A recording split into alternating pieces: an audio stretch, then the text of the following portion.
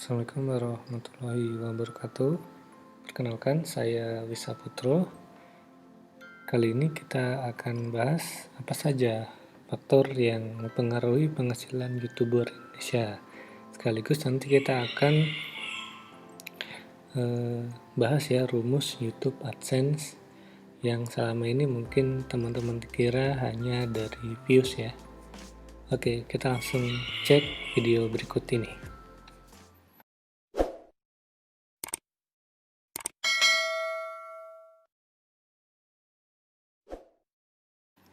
Oke, yang pertama itu kadangkala kita salah ya mengenai penghasilan AdSense YouTube, apakah dipengaruhi oleh jumlah views dan subscriber. Itu ada teman-teman yang nyari 1000 subscriber atau 100.000 subscriber itu berapa nilai AdSense-nya. Terus views-nya ini kadangkala kita berpatokan pada social blade ya. Social blade itu tidak sepenuhnya benar ya, karena ternyata penghasilan YouTube itu bukan berasal dari jumlah views ataupun subscriber, melainkan dari jumlah iklan yang tayang pada video YouTube kita ya, yang sudah termonetisasi. Nah, biasanya ini pengalaman iklan tayang itu berkisar antara 45% sampai 75% di suatu video. Jadi misalnya gini, video kita itu memiliki 10.000 views, tapi iklan yang tayang hanya sekitar 5.000. Nah, ini kemungkinan iklan tayang hanya sekitar 50%. Jadi tidak semua views yang kita hasilkan di YouTube itu iklannya akan tayang. Oke, jelas ya. Yang kedua itu adalah pemilihan atau topik jenis video ya. Nah, ini biasanya berhubungan dengan bisnis bagi advertiser. Jadi karena ini iklan, berarti hubungannya sama bisnis, kepentingannya para pengiklan ya. Jadi mereka itu menarget dengan kata kunci atau topik dan judul tertentu ya. Kita istilahkan di sini keywording. Biasanya kalau teman-teman familiar dengan riset keyword ya, ini salah satunya. Ini akan berpengaruh terhadap jumlah kompetitor dan bid pengiklan ya. Jadi semakin tinggi persaingan antar advertiser, maka semakin tinggi juga iklan yang tayang. Jadi slotnya itu persentasenya akan semakin tinggi. Nah, ini akan mempengaruhi juga CPM. Karena saling bersaing, mereka saling membid dengan penawaran yang tinggi. Jadi CPM-nya otomatis tinggi. Nah, contohnya untuk topik hiburan ini biasanya CPM-nya itu lebih rendah. Iklan yang muncul itu biasanya ya iklan-iklan marketplace, iklan-iklan yang biasanya CPM-nya rendah ya, bid-nya rendah. Dibandingkan dengan topik bisnis atau properti ya yang memiliki CPM yang saya rasa tinggi, termasuk high paying keyword ya, karena bisnis atau properti ini berhubungan dengan duit yang sangat besar seperti itu. Jadi ini akan mempengaruhi dengan bid dari pengiklan sehingga CPM kita bisa naik. Kemudian faktor yang ketiga perlu diperhatikan juga bahwa perilaku penonton menentukan iklan yang akan tayang. Nah, ini maksudnya ada kalanya misalnya video kita memiliki CPM yang biasanya rendah, tapi kadangkala bisa memiliki CPM yang tinggi dalam suatu waktu ataupun sebaliknya. Nah, ini biasanya disebabkan oleh perilaku penonton pada saat browsing. Nah, misalnya penonton ini sedang ingin mencari sesuatu di marketplace, apakah itu sepatu, jam tangan, tas.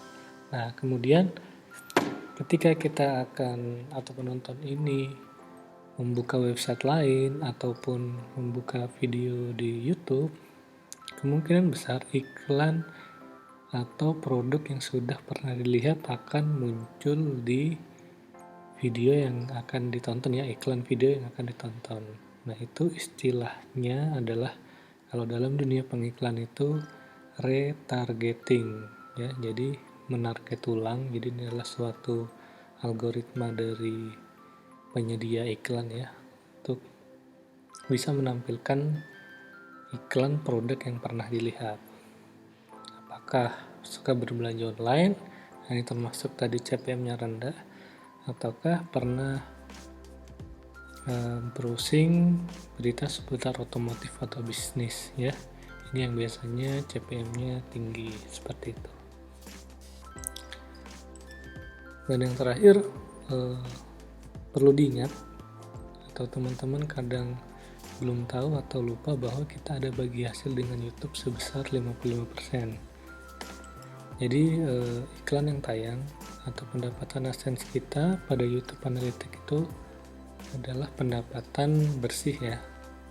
Nah, untuk para konten kreator atau para YouTuber sendiri memiliki jatah persentase sebesar 55% dari total penghasilan iklan. Jadi 45%-nya untuk YouTube, 55%-nya untuk konten kreator atau pemilik channel. Jadi rumusnya bagaimana? Nah, setelah saya analisa, jadi rumusnya itu seperti ini ya. Jumlah iklan yang tayang itu dibagi 1000. 1000 ini maksudnya adalah CPM ya, 1000 views. Nah, ini adalah cost per mile, jadi harga per 1000. Dikalikan dengan CPM, maksudnya dikalikan dengan dolar CPM-nya ada berapa dolar, kemudian dikalikan 55% dari jatah para konten kreator ya. Langsung aja contohnya, jika kita memiliki video dengan jumlah views sekitar 10.000, kemudian iklannya tayang 5.000 views atau 5.000 kali, yang kita hitung adalah iklan yang tayang. Jadi iklan yang tayang 5.000 dibagi dengan 1.000 views, harga CPM-nya ya. Itu kalau di sini berarti 5.000 dibagi 1.000 kita dapat 5. Kemudian kita taruhlah di situ CPM-nya $1 ya. Untuk Indonesia sendiri, setelah saya perhatikan di video-video saya yang niche-nya ya tidak terlalu tinggi, itu berkisar antara $0,5 sampai $1,5 ya. Sekitar segitu, kita taruhlah rata-ratanya di $1. Jadi perhitungannya, jadi tadi 5 dikali dengan $1 itu ada $5 dikali dengan 0,55. Ini adalah presentasi bagi hasil dengan YouTube.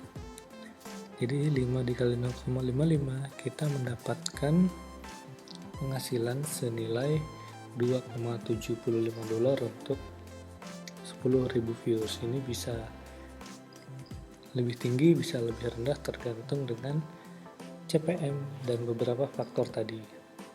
Langsung aja ya kita studi kasus sesuai dengan video saya ya di Analytics.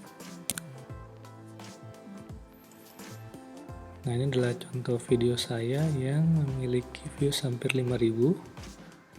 Kemudian revenue-nya hanya 0,89 ya, nggak nyampe $1. Kita buka di revenue untuk melihat CPM-nya ya.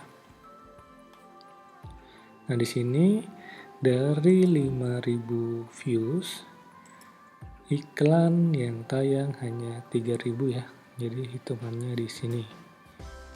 Dan ini CPM-nya hanya $0,54. Nah, kita hitung ya bagaimana bisa dapat 0,89 sesuai dengan rumus yang sudah kita bahas tadi. Jadi di sini ada 3.000 dibagi 1.000 berarti 3 ya. Kita masukkan 3 dikali CPM 0,54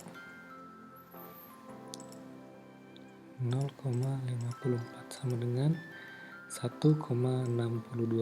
Ini adalah penghasilan kotor, belum dibagi dengan YouTube. Nah, kalau mau tahu penghasilan bersihnya, ini kita kalikan lagi dengan 0,55.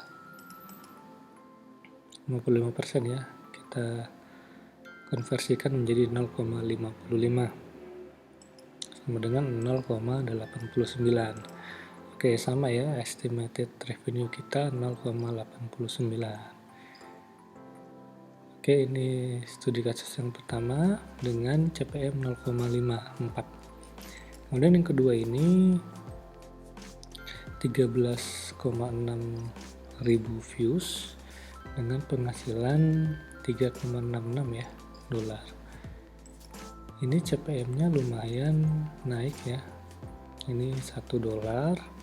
Kemudian dari 13.000,6 ini 13.600 views ini hanya 6.300 saja iklan yang tayang. Kita coba kalikan ya, 6,3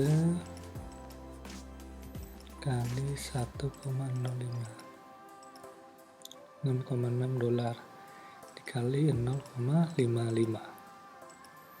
Oke, 3,63 ya, kurang lebih sama, 3,66, mendekati. Ini penghasilan bersih kita. Kemudian studi kasus yang ketiga ini 21.000 views dengan revenue yang cukup tinggi ya, saya rasa ini 10,52. Kita lihat CPM-nya, nah ini 1,38 dolar dengan playback-nya atau iklan tayang 13,8 ribu ya. Ya ini kalau kita presentasikan 13,8 bagi 21,3 ribu ya, kali 100. Ini persentase yang tayang hampir 65% ya iklannya. Nah, untuk penghasilannya sendiri ini 1,38 kali 13,8. 13,8 kali 1,38. 19,04 dolar kali 0,55. Oke, 10,47. Mendekati ya, 10,52 maksud saya. Jadi seperti itu ya cara menghitung penghasilan dari YouTuber. Ini studi kasus untuk channel Indonesia ya. Mungkin kalau mau lebih tinggi bisa mengambil topik-topik dengan yang tadi saya sebutkan seputaran bisnis, properti, teknologi, kesehatan, itu termasuk tinggi ya CPM-nya. Nah, untuk rumusnya tadi juga sudah saya kasih tahu ya ini. Jadi kalau ada yang masih berpatokan pada social blade, yaitu hanya estimasi aja, tapi secara hitungan real rumus AdSense itu kurang lebih seperti ini ya, seperti saya sebutkan tadi. Nah, semoga informasi ini bermanfaat. Silakan teman-teman subscribe channel ini karena saya akan sharing lebih banyak lagi tutorial tentang make money online ya. Kemudian silakan subscribe dan tekan tombol lonceng ya. Kalau ada pertanyaan silakan komen di bawah video ini. Nanti insya Allah saya jawab. Terima kasih. Assalamualaikum warahmatullahi wabarakatuh.